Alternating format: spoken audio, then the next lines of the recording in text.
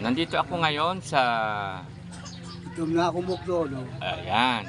Kasi puti daw yung buhok, ginawa kong itom. Ayan. Itom na. Hindi ang ganda, di ba ang ganda na tingnan? Ang puti niyang buhok nahimo ng itom. Pinahiran ko lang siyang ating formula na herbal. Herbs lang yan, walang chemical. Yan ang regalo ko kay tatay. Mayo. Itom siya eh. Itom dahil. Ang XPO na ako po din ko at bata. Kuha siya kung ako. Pila na edad mo tay? Kuhan, 84. 84 na ang iyong edad. 1940 kung tao mo. Tapos, tay, hawakan ko ang iyong pulso. Ang iyong kahinaan, tay, number 1, tay, hinahapo ka. Hinahapo, kunting ano lang hinihingal. Ang nakita ko sa mayroon kang sa puso, tapos yung sa lungs mo, madali kang hapuin, madali kang mapagod. Ano ang kita ng vitamins mo, tay? Sa pangpalakas ng katawan, sa baga, sa puso, tapos sa nerve.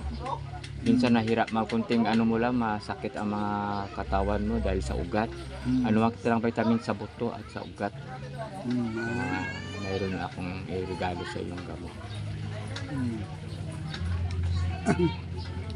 Tapos ang iyong bago ka tayo, ang aking recommend sa iyo ay tubig kada araw-araw. Tubig ang paggising sa umaga, pasalamat sa Panginoon, tayo ay ginising niya. At saka pag-inom ng tubig na maligamgam lagi mong gamitin. Bago matulog, bago inom ng maligamgam, pagkatapos inhale, exhale tayo, exercise sa baga.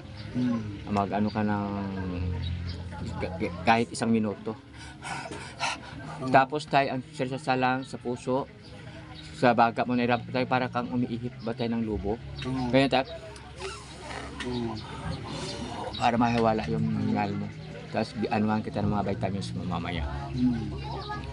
At yung maganda, mga may vitamin. Vitamins.